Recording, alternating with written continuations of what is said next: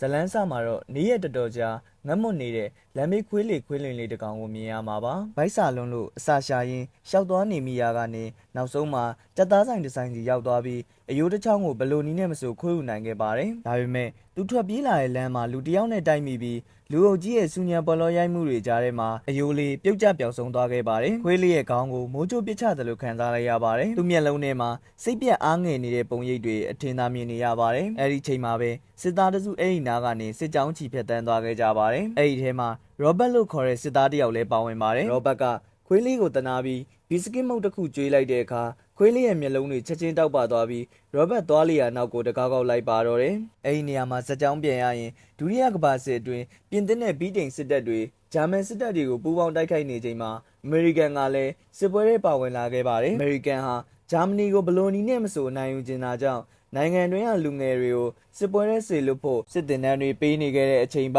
ခွေးလေးဟာရောဘတ်နောက်ကိုလိုက်ရင်းနဲ့ပဲစစ်တင်တန်းကွင်းစီရောက်သွားခဲ့ပါတော့တယ်။ရောဘတ်ကတခြားစစ်သားတွေနဲ့အတူစစ်စခန်းထဲဝင်ရောက်သွားပေမဲ့ခွေးလေးကတော့အုတ်တိုင်းပေါက်ကနေခိုးဝင်ခဲ့ရပါတယ်။စားတောင်းနှန်းနောက်ကိုလိုက်ရင်မိဖို့ကြောင့်နဲ့ရောက်သွားပေမဲ့ဘာမှမစားရသေးခင်မှာပဲစပိုမူးကမြင်သွားပြီးစိတ်ဆိုးမှန်ဆိုးနဲ့မောင်းထုတ်လိုက်ပါတယ်။ရောဘတ်ကိုမြင်တော့သူပြန်ပြောသွားပါတယ်။ရောဘတ်ကသူ့မှာမုံမရှိတော့ကြောင်းရှင်းပြပေမဲ့ခွေးလေးကနားမလဲပါဘူး။သူကရောဘတ်နားမှာပဲနေချင်နေတာပါ။စစ်တင်တန်းပေးနေတော့အရာရှိကြီးတစ်ယောက်ကခွေးလေးကိုတတိထားမိသွားပြီးချက်ချင်းပဲသဘောကျသွားပါတယ်။သူကရောဘတ်ကိုတင်တန်းပြီးရင်ခွေးလေးကိုအစာကျွေးဖို့လဲမှာကြားခဲ့ပါတယ်။နောက်တော့ရောဘတ်ကခွေးလေးကိုကန်နှင်းခေါ်သွားပြီးအစာကျွေးပါတယ်။ဒါပေမဲ့ရောဘတ်ရဲ့တငယ်ချင်းတွေကဗိုလ်မှူးကြီးမြင်စိတ်ဆိုးပြီးစကန်းထဲကမောင်းထုတ်လိုက်မယ်လို့သတိပေးကြပါတယ်။နောက်ရက်တွေမှာတော့ရောဘတ်တင်တန်းတက်နေချိန်ခွေးလေးကဘေးကနေလိုက်ပြေးရင်အတူစော်ကစားရင်းပျော်ခဲ့ကြပါတယ်။တင်တန်းပေးနေတဲ့အရာရှိကြီးတွေကဒီခွေးလေးဟာတာမန်လမ်းမေးခွေးတွေလိုတနက်တန်ကိုမကြောက်တဲ့အပြင်လူတွေရဲ့အမိန်ပေးတန်ကိုလည်းချက်ချင်းနားလေသဘောပေါက်တာကိုသတိထားမိသွားကြပါတယ်။ဒါဟာခွေးလေးကတာမန်ခွေးမဟုတ်ဘဲစစ်တပ်အတွက်သုံးဝင်နိုင်တယ်ဆိုတာကိုသက်သေပြလိုက်တာပါ။အဲဒီညမှာပဲရောဘတ်ကခွေးလေးနဲ့စော်ရင်းကနေစတက်ဘီလို့အမည်ပေးလိုက်ပါတယ်။ပြီးတော့လူတွေရဲ့အမိန့်နဲ့စကားတွေကိုနားလည်အောင်စတင်သင်ကြားပါတော့တယ်။နောက်ရက်ဘုံမူကြီးကအရာရှိတွေကိုတွေးဆုံမှုစခန်းကိုရောက်လာတဲ့အခါစတက်ဘီလည်းအဲ့ဒီမှာရှိနေပါတယ်။အရာရှိအားလုံးဘိုးကြီးကိုအလေးပြုနေတာကိုမြင်တော့စတက်ဘီကသူတို့ကိုလိုက်တူခိုးပြီးဘိုးကြီးကိုအလေးပြုလိုက်ပါတယ်။ဘုံမူကြီးကဒါကိုမြင်ပြီးအလွန်မင်းသဘောကျသွားကစတက်ဘီကိုစခန်းမှာနေထိုင်ခွင့်ပေးလိုက်ပါတော့တယ်။စခန်းမှာနေထိုင်ရင်းနဲ့စတက်ဘီဟာအားလုံးရဲ့အချစ်တော်ဖြစ်လာခဲ့ပါတယ်။မိန့်တွေကိုလည်းကောင်းကောင်းနားလည်လာပြီးအရာရှိတွေကသူ့ကိုတကယ်တန်ဝန်စင်တွေ့လာကြပါတယ်။အခင်မှာပဲအရာရှိတွေစစ်မြေပြင်ကိုထွက်ခွာရမယ့်နေ့ရောက်လာပါပြီ။သူတို့တက်ခွဲရဲ့အမည်ကတော့ရန်ကီတက်ခွဲပါ။စစ်ပွဲထဲမလွတ်ခင်ဘိုးကြီးကအရာရှိအားလုံးကိုစုမုံကောင်းတောင်းပေးခဲ့ပြီးစတက်ဘီကိုတော့နောက်ထပ်လာမယ့်စစ်သားတွေကိုလေ့ကျင့်ပေးဖို့စခန်းမှာနေဖို့အမိန့်ပေးခဲ့ပါတယ်။ဒီစကားကိုကြားတော့ရောဘတ်ခမရအတော်လေးဝမ်းနည်းသွားပါတယ်။စတက်ဘီနဲ့မခွဲခွာခြင်းပေမဲ့လည်းတခြားရွေးချယ်စရာလမ်းမရှိပါဘူး။စတက်ဘီကတော့ဒစိမ့်လေးရလို့အရန်ပျော်နေပါတယ်။ရောဘတ်ကစပိုမှုကိုစတက်ဘီကိုစောင့်ရှောက်ဖို့မှာကြားပြီးစစ်သားတွေနဲ့အတူရထားပေါ်တက်သွားပါတော့တယ်။ဘလို့ပဲဖြစ်ဖြစ်စတက်ဘီဟာသူ့ကိုချီနှောင်ထားတဲ့ကျိုးကိုယုံထွက်ပြီးရောဘတ်ရဲ့အနှံ့နောက်ကိုလိုက်ရင်ရထားဘူတာတီရောက်လာခဲ့ပါတယ်။ရထားပေါ်ခိုးတက်ရင်းကနေတင်မောကြီးပေါ်အထိပါသွားခဲ့တာပါ။ရောဘတ်တင်မောပေါ်တက်တာကိုမြင်တော့စတက်ဘီကကုံစီအဖြစ်တင်ဆောင်မဲ့တစ်တာတစ်လုံးထဲမှာပုံနေလိုက်ပါတယ်။ညဉ့်နဲ့လို့တင်မောပေါ်ကလူတွေအိပ်ပျော်သွားတဲ့အခါစတက်ဘီကတစ်တာတွေကထွက်လာပြီးရောဘတ်ကိုလိုက်ရှာပါတော့တယ်။နောက်ဆုံးမှာတော့သူရှာတွေ့သွားခဲ့ပါတယ်။ရောဘတ်ကစတက်ဘီကိုတင်မောပေါ်မှာမြင်လိုက်ရတော့အန်အောမင်သက်သွားပါတယ်။ရောဘတ်ရဲ့တငယ်ချင်းအိုဆန်ကအကယ်၍ဗိုလ်ချုပ်ကစတက်ဘီကိုတွေ့သွားရင်အားလုံးဒုက္ခရောက်ကုန်လိမ့်မယ်လို့သတိပေးတဲ့အတွက်သူတို့စတက်ဘီကိုဝတ်ထားဖို့ကြိုးစားခဲ့ကြပါတယ်။ဒါပေမဲ့စတက်ဘီကဗိုလ်ချုပ်နဲ့မတော်တဆတိုက်မိသွားပါတယ်။ဒါပေမဲ့ရောဘတ်နဲ့တခြားစစ်သားတွေဗိုလ်ချုပ်ကိုအလေးပြုတဲ့အခါစတက်ဘီကလည်းလိုက်ပြီးအလေးပြုခဲ့ပါတယ်။ပြီးတော့ဗိုလ်ချုပ်လွတ်ကျသွားတဲ့လမ်းလျှောက်တော့ကိုပါဇက်နဲ့ကိုက်ပြီးပြန်ပေးခဲ့ပါတယ်။ဗိုလ်ချုပ်ကဒါကိုမြင်ပြီးပါဇက်အဟောင်းသားနဲ့အံ့ဩသွားခဲ့ပါတော့တယ်။စတက်ဘီဟာမြေပြင်မှာကျင်းသေးပေါက်သုံးဝင်လိုက်မယ်လို့ယုံကြည်သွားပြီးစတက်ဘီကိုရောဘတ်တို့တပ်ဖွဲ့ရဲ့တရားဝင်အဖွဲ့ဝင်အဖြစ်သတ်မှတ်ဖို့အမိန့်ပေးလိုက်ပါတယ်။အဲဒီနောက်မှာတော့စတက်ဘီဟာတခြားစစ်သားတွေလိုပဲသူ့ရဲ့ကိုယ်ပိုင်အမည်ပြားလေးရရှိခဲ့ပြီးဒီလိုနဲ့လမ်းမေးခွေးလေးဘဝကနေစစ်တပ်ရဲ့ချစ်စရာကောင်းတဲ့ခွေးလေးအဖြစ်ပြောင်းလဲသွားပါတော့တယ်။အခုဆိုရင်စတက်ဘီဟာရောဘတ်တို့တက်ခွဲနဲ့အတူပြင်သစ်နိုင်ငံကိုရောက်ရှိလာခဲ့ပါပြီ။အဲဒီမှာ ဗြိတိန်နဲ့ပြင်သစ်တပ်ဖွဲ့တွေဟာဂျာမန်စစ်သားတွေကိုပူးပေါင်းတိုက်ခိုက်နေရပေမဲ့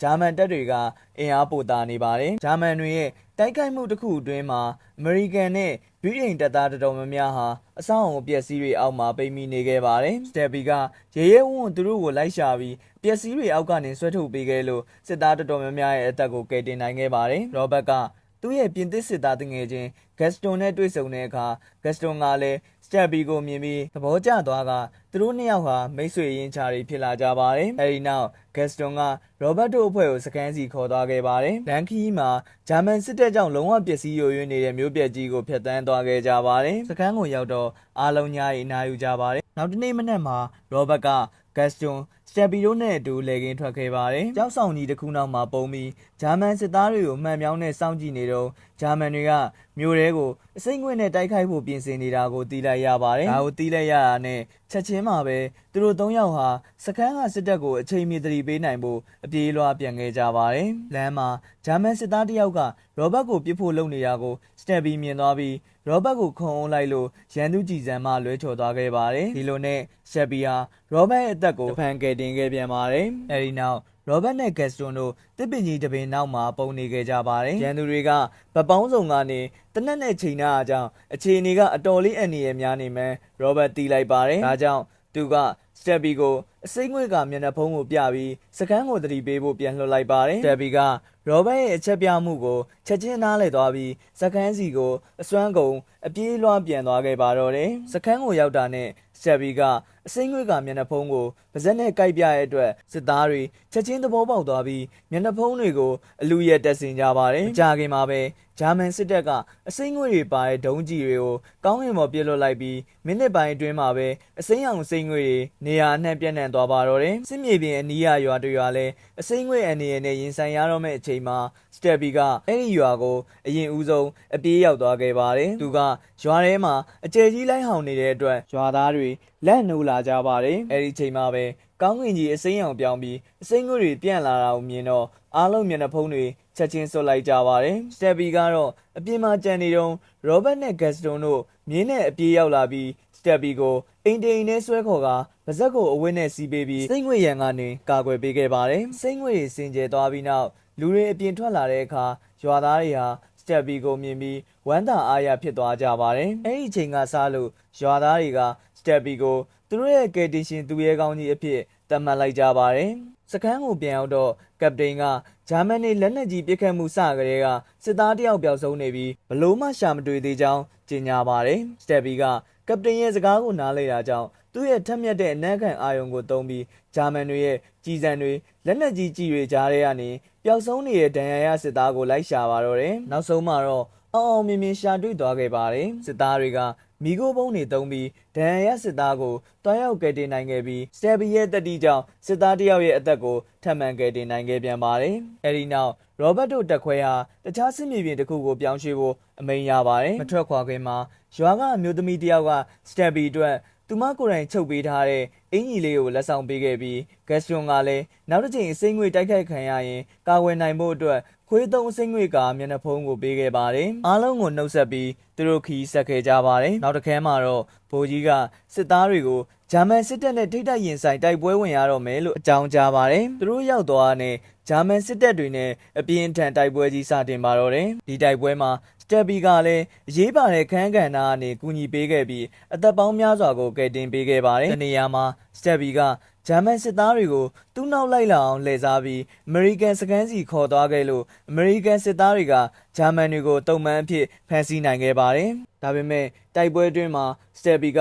စစ်သားတယောက်ရဲ့ဘုံစံတန်းကနေကယ်တင်ဖို့ကြိုးစားရင်သူကိုယ်တိုင်အပြင်းထန်ဒဏ်ရာရသွားခဲ့ပါတယ်စတက်ဘီဒဏ်ရာရတာကိုမြင်ချင်းရောဘတ်ကသူ့ကိုစကန်းစီအပြေးပွေ့ချီခဲ့ပြီးဆရာဝန်ကစတက်ဘီကိုဆေးရုံကြီးစီလွှဲပြောင်းကူသစေခဲ့ပါတယ်စတက်ဘီနဲ့ခွဲခွာလိုက်ရတာကြောင့်ရောဘတ်ခမရင်ခွဲမတက်ခံစားရပြီးစစ်ပွဲအပေါ်မှာအာရုံမဆိုင်နိုင်တော့ပါဘူးအဲ့ဒီအချိန်မှာပဲဂက်စတွန်ကလည်းသူ့ရဲ့ကိုယ်ပိုင်စကန်းကိုပြန်ဖို့အမိန့်ရပြန်ပါတယ်ရောဘတ်ကတော့ဝမ်နယ်ပလက်နဲ့ဂက်စတွန်ကိုနှုတ်ဆက်ခဲ့ရပါတယ်ဘာလို့လဲဆိုတော့စတက်ဘီမရှိတော့တဲ့နောက်မှာဂက်စတွန်ဟာသူ သူနဲ့အတူပျော်ရွှင်တဲ့အချိန်တွေဖြတ်သန်းခဲ့တဲ့တယောက်တည်းသောအဖော်မလို့ပါအခုတော့ Gaston မှာထွက်သွားခဲ့ပါပြီအထီးကျန်ပြီးစိတ်တက်ကြနေတဲ့ Robert ကသူ့အမစီစာတစောင်ရေးခဲ့ပါတယ် Stebby မရှိတဲ့ဒဏ်ရာကသူ့ကိုပြင်းပြင်းထန်ထန်တက်ရောက်မှုရှိစေခဲ့ပြီးနောက်ဆုံးမှာ Robert ဟာဖျားနာပြီးလဲကျသွားပါတော့တယ်ဆရာဝန်တွေစစ်ဆေးကြည့်တဲ့အခါ Robert ဟာကြမခံပဲမကြခင်သေဆုံးသွားနိုင်တယ်လို့ပြောကြပါတယ်တစ်ဖက်မှာတော့မြို့ပေါ်ကဆေးရုံမှာ Stebby ရဲ့ဒဏ်ရာရထားတဲ့ခြေထောက်က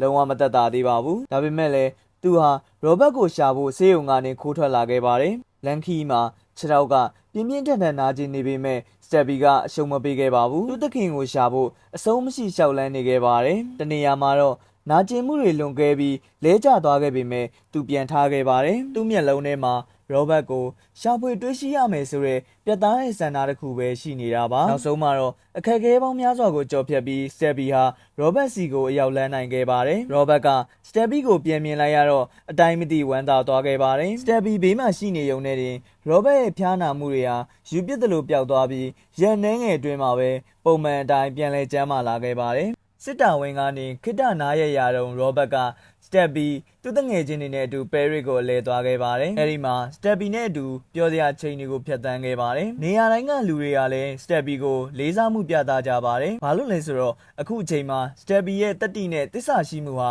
တစ်ကမ္ဘာလုံးမှာနာမည်ကြီးနေပြီမို့လို့ပါဒီတော့အတွင်းမှာပဲ Stebby ကဂျာမန်တရှိုတယောက်ကိုဖမ်းဆီးဖို့စစ်တပ်ကိုကူညီပေးခဲ့ပြန်ပါတယ်ဒီအောင်မြင်မှုကြောင့်ဗိုလ်ချုပ်က Stebby ကိုအရာရှိကြီးအဆင့်အထိယာရုတိုးမြင့်ပေးခဲ့ပြီး Robert ကလည်းယာရုတက်ခဲ့ပါတယ်အဲဒီချိန်မှာပဲGaston ဟာတကြောပြန်လဲရောက်ရှိလာပါတယ်သူက Robert နဲ့ Stebby တို့ယာရုတက်သွားတာကိုသိတော့အယံဝမ်းသာပြီးလိုက်လဲဂုဏ်ပြုခဲ့ပါတယ်အဲဒီနောက် Robert Stebby နဲ့တက်ခွဲတစ်ခုလုံးစုပေါင်းပြီးအမှတ်တရမှတ်တမ်းတက်ပုံရိုက်ခဲ့ကြပါတယ်နောက်တစ်ခါမှာတော့ American နဲ့ပြင်သစ်တပ်တွေပူးပေါင်းပြီးဂျာမန်စစ်တပ်ကိုအောင်မြင်စွာတိုက်ထုတ်နိုင်ခဲ့ပါတယ်။ Gaston နဲ့ Robert တို့ဂျာမန်တွေရဲ့ခံစစ်ကျွန်းတွေကိုတွားရောက်စစ်ဆေးတဲ့အခါဂျာမန်တွေရဲ့ခံစစ်ကအင်မတန်ခိုင်မာလွန်းတာကြောင့်အံ့ဩသွားခဲ့ကြပါတယ်။အဲဒီမှာစစ်သားတယောက်ကနောက်နေ့မနက်မှာအစိုးရကအပြစ်ခတ်ရက်စဲရေးကြီးညာတော့မှာဖြစ်တဲ့အတွက်စစ်ပွဲကပြီးတော့မယ်လို့လာပြောပါတယ်။တမူးကလည်းဒါကိုအတီးပြုပြီးနောက်နေ့မနက်7:00နာရီတိမှာတရားဝင်အပြစ်ခတ်ရက်စဲရေးကြီးညာချက်ထွက်လာပြီးစစ်ပွဲပြီးဆုံးမယ်လို့ပြောပါတယ်။ဒီသတင်းကိုကြားတော့Robert နဲ့စစ်သားအလုံးအိမ်ပြန်ရတော့မယ့်အတွက်အရန်ကိုဝမ်းသာသွားကြပါတယ်။ဒါပေမဲ့နောက်တစ်နေ့မနက်မှာပဲဂျာမန်စစ်သားတွေကရုတ်တရက်ထက်မှန်တိုက်ခိုက်လာပြန်လို့နှစ်ဖက်တပ်တွေကြားပြင်းထန်တိုက်ပွဲကြီးတကြောပြန်ဖြစ်ပွားခဲ့ပါတယ်။တိုက်ပွဲအတွင်းမှာRobert က Gaston တယောက်တည်းရှေ့တန်းကိုတိုးသွားအမြင်တော့ Stebby ကိုခေါ်ပြီးနောက်ကနေချက်ချင်းလိုက်သွားပါတယ်။ရှေ့ကိုရောက်တော့ဂျာမန်စစ်သား2ယောက်က Gaston ကိုပိတ်ဆို့ထားတာကို Robert မြင်သွားခဲ့ပါတယ်။သူ့တငယ်ချင်းအန်နီရဲ့ကြုံနေရအမြင်တော့ Robert က Stebby နဲ့အတူကူညီဖို့ရှေ့ကိုပြေးသွားခဲ့ပါတယ်။ဒါပေမဲ့အဲ့ဒီအချိန်မှာပဲအပြစ်ခတ်ရက်စဲရေးတရားဝင်ကြီးညာတမ်းထွက်ပေါ်လာပါတော့တယ်။ဂျာမန်စစ်သားတွေလည်းလက်နက်ချပြီးအညံခံလိုက်ကြပါတယ်။ Robert ကသူ့ရဲ့နာရီကိုထုတ်ကြည့်လိုက်တဲ့အခါမနက်7:00နာရီတိရှိနေပါပြီစစ်ပွဲကြီးကတော့တကယ်ပဲပြီးဆုံးသွားခဲ့ပါပြီခုဆိုရင် Robert ဟာ Stebby နဲ့အတူအိမ်ပြန်နိုင်ခဲ့ပါပြီ Stebby ကလည်းအိမ်ပြန်ရတော့မယ့်အတွက်အရန်ကိုစိတ်လှုပ်ရှားနေပြီးပြန်ရတော့မယ့်ဝမ်းသာတဲ့အရေးရောင်နဲ့မျက်လုံးတွေထဲမှာအထင်သာမြင်နေရပါတယ်ဒါပေမဲ့မထွက်ခွာခင်မှာ Robert နဲ့ Stebby တို့ဟာသူတို့ရဲ့ဒဏ်ရာရရဲဘော်တွေကိုအရင်ဦးဆုံးလိုက်ရှာကြပါတယ်အဲဒီလိုလိုက်ရှာရင်းနဲ့ Robert ကသူ့ရဲ့အချစ်ဆုံးတငယ်ချင်းရဲ့အုတ်ထုပ်ကိုရှာတွေ့သွားခဲ့ပါတယ်ဆိုလိုတာကတော့တငယ်ချင်းဟာစစ်ပွဲထဲမှာကြာဆုံးသွားခဲ့ပါပြီဒါကိုမြင်လိုက်ရတော့ Robert ခမရင်ခွဲမတက်ခံစားရပြီးသူ့ရဲ့ရင်းနှီးဆုံးတငယ်ချင်းကိုနောက်ဆုံးအနေနဲ့နှုတ်ဆက်စကားပြောခဲ့ပါတယ်အဲဒီနောက်မှာတော့ Robert ကGaston နဲ့လမ်းခွဲခဲ့ပြီး Stebby နဲ့အတူကြံရှိနေတဲ့စကန်ကအရာရှိတွေနဲ့သူ့ရဲ့ဇာတိမြေကိုပြန်ခဲ့ပါတော့တယ်။စိတ်ကန်းကိုရောက်တဲ့အခါ Stebby ကိုကြိုဆိုဖို့လူအုပ်ကြီးကတောင်းပြဆောင်ဆိုင်နေကြပါတယ်။အခုချိန်မှာတော့ Stebby ဟာတနိုင်ငံလုံးရဲ့အမျိုးသားသူရဲကောင်းကြီးဖြစ်လို့နေပါပြီ။သူကိုစစ်တပ်ရဲ့အရာရှိကြီးတယောက်ကိုပေးရတဲ့ဂုဏ်ပြုမှုလေးစားမှုတွေနဲ့အတူကြိုဆိုခဲ့ကြပါတယ်။ဓာတ်ပုံဆရာတယောက်က Stebby ရဲ့သမိုင်းဝင်ဓာတ်ပုံတစ်ပုံကိုရိုက်ကူးခဲ့ပြီးအဲ့ဒီဓာတ်ပုံဟာဖြစ်ရမှန်ကိုအခြေခံထားတဲ့ဇာတ်လမ်းဖြစ်တာကြောင့်ဒီနေ့အထိတကမ္ဘာလုံးမှာနာမည်ကြီးကြော်ကြားနေစေဖြစ်ပါတယ်ဒီနေရာမှာနေမယ်ကျွန်တော်ရဲ့ရုပ်ရှင်အချင်းချုပ်လေးပြီးဆုံးသွားပါပြီဇာတ်လမ်းလေးကိုသဘောကျမယ်လို့မျှော်လင့်မိပါတယ်